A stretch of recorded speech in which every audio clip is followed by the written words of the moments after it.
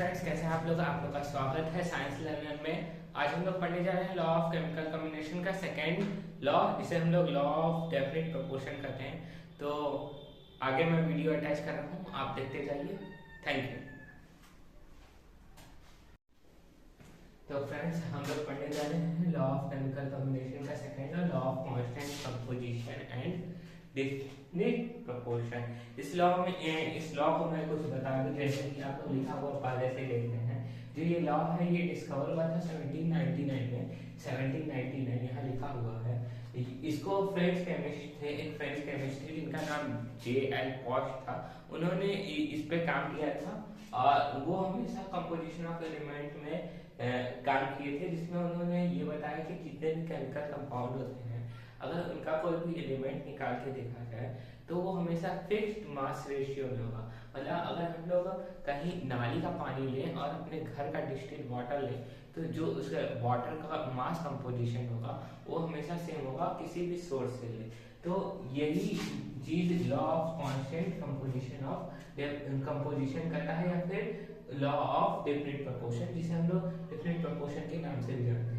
तो ये law of chemical combination का सेकंड लॉ है। इसमें हम लोग को पढ़ना है बहुत अच्छे तरीके से। हम लोग इसे पढ़ने जा रहे हैं। आप लोग ये जो भी लिखा है इसे नोट कर सकते हैं। मैंने पहले लिख दिया ताकि टाइम वेस्ट ना हो।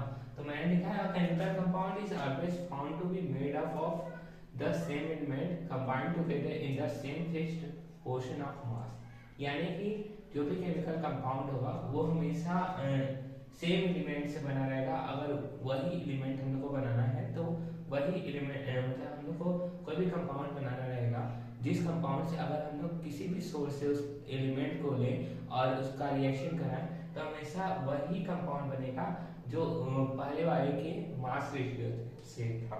जैसे कि हम लोग एग्जाम्पल के लिए ले लें तो हम लोग H2O लेते हैं। ठीक, हम लोग H2O लिए तो H2O जो है वो किस चीज से बना है? वो H2 और O2 से बना है। तो हम लोग हाफ H2 का रिएक्शन कराए O2 से, H2 का रिएक्शन कराए हाफ O2 से, तो हम लोग को मिला H2O। ठीक, हम लोग को मिला H2O। लेकिन हम लोग अब सोच रहे हैं कि ये H2O जो है ये मेरे घर का पानी है। ठीक, तो मैंने हाइड्रोजन जो लिया था वो कहीं और से लिया था और ऑक्सीजन कहीं और से लिया था। मान लीजिए मैं मसूरी गया, वहाँ से हाइड्रोजन पकड़ के लाया, गैस में भरा और अपने घर से ऑक्सीजन पेड़ था मेरा, वहाँ से ऑक्सीजन निकाला और दोनों को मिक्स किया, वाटर बनाया। ठीक, यहाँ से आ गया। अब मैंने क्या किया, ऑक्सीजन कहीं और से लिया। ठीक, मैंने ऑक्सीजन हॉस्पिटल गया, वहाँ सिलेंडर से ऑक्सीजन निकाला और उसको रख लिया, और जो गुब्बारा फैलाने वाला होता है ना, उससे हाइड्रोजन गैस थोड़ा सा मांग लिया, उसमें से हीलियम निकाल के मैंने हाइड्रोजन दोनों को मिला के वाटर बनाया। तो जो भी दोनों वाटर जो होगा वो दोनों का केमिकल फॉर्मूला भी सेम होगा, दोनों का मास रेशियो भी सेम होगा। और हम लोग ये दोनों का मास रेशियो निकालें, हाइड्रोजन का और दूसरे हाइड्रोजन का जो मास रेशियो रहेगा वो हमेशा सेम आएगा। अगर किसी भी एलिमेंट को हम ले रहे हैं, अगर फिक्स्ड मास रेशियो में है तो वो क्या होगा, वो फॉलो कर रहा है कांस्टेंट कंपोजिशन। इसमें एक एक्सेप्शन भी है कि अगर हम लोग आइसोटोप्स लेते हैं, जैसे कि हाइड्रोजन का ड्यूटेरियम हो गया, ठीक, तो अगर हम लोग ड्यूटेरियम लेते हैं तो वहाँ पे मास चेंज हो जाता है, जिसकी वजह से ये डेफिनेट प्रोपोर्शन काम नहीं आता है। वहाँ पे D2 हैवी वाटर बनता है, लेकिन उसका न केमिकल फॉर्मूला सेम होता है न मास रेशियो, क्योंकि वहाँ पे मास डिफरेंट होगी। तो ये एक एक्सेप्शन है लॉ ऑफ कांस्टेंट कंपोजिशन या फिर लॉ ऑफ डेफिनेट प्रोपोर्शन। ठीक, तो इसके लिए इतना ही जा रहे हैं लिमिटेशन ऑफ कांस्टेंट कंपोजिशन। इसमें हम लोग पढ़ेंगे कंपाउंड, जैसे कि हम लोग कोई भी कंपाउंड बना रहे हैं तो उसमें हम लोग को कोई भी चीज बनाना होगा तो हम लोग सेम आइसोटोप यूज करेंगे। जैसे हम लोग को वाटर बनाना है H2O, तो हम लोग हमेशा जो भी आइसोटोप यूज करेंगे वो हाइड्रोजन का यही वाला H2O यूज करेंगे। अगर हम लोग इसकी हाइड्रोजन की जगह ड्यूटेरियम यूज करिए, यानी कि मास जिसका 2 है, अब हम लोग इसका मास जब परसेंटेज निकालेंगे जो कि सेम नहीं है, जैसे कि हम लोग को इसमें हाइड्रोजन का निकालते हैं तो ये देखिए 2 इसका मास कितना है 2 है, और नीचे कितना आएगा 16 + 2, यानी कि ये टोटल मास, मतलब हम लोग को जो मास लेना है वो टोटल लेना है। तो ऑक्सीजन का एटॉमिक मास है 16 और हाइड्रोजन 2 है, तो यहाँ पे 2 ले लें। तो ये कितना है हम लोग को 2/18। ठीक, अगर हम लोग ये ड्यूटेरियम पे करते हैं तो ड्यूटेरियम का मास आएगा, ड्यूटेरियम का मास आएगा 2 है, तो 2 ये 2 2 या 4 बाई 16 इंटू 2, 16 प्लस 2 इंटू 2, ये कितना है 16 प्लस 4/20, 4/20। और इसे हम लोग काटें तो ये कितना आ रहा है आंसर, ये आपका 4 5 जो 21/5 आ रहा है, और इसका रेशियो देखें तो 1/9 आ रहा है। इसका जो मास परसेंटेज है H2O का वो इक्वल नहीं है मास परसेंटेज ऑफ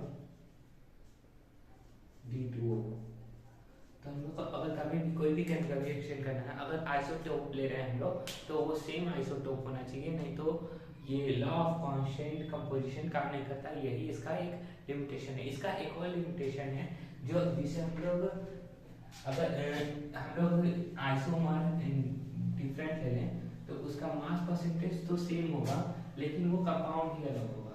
ठीक, तो देखते हैं, जैसे कि हम लोग एग्जाम्पल में लें तो इथेनॉल लेते हैं, इथेनॉल C2H5OH, और हम लोग लें एक मेथॉक्सीमीथेन यानी कि CH3OCH3, ये मेथॉक्सी मीथेन है, और ये इथाइल अल्कोहल।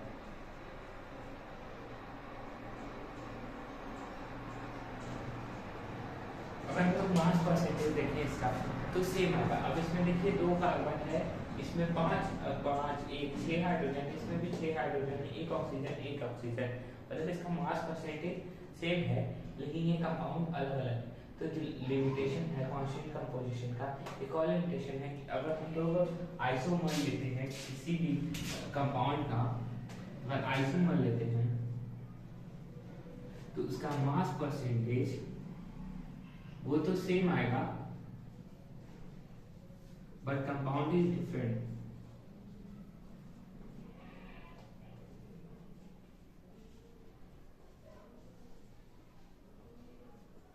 तो ये लिमिटेशन था कांस्टेंट कंपोजिशन का। तो आज के लिए इतना ही, बाय बाय।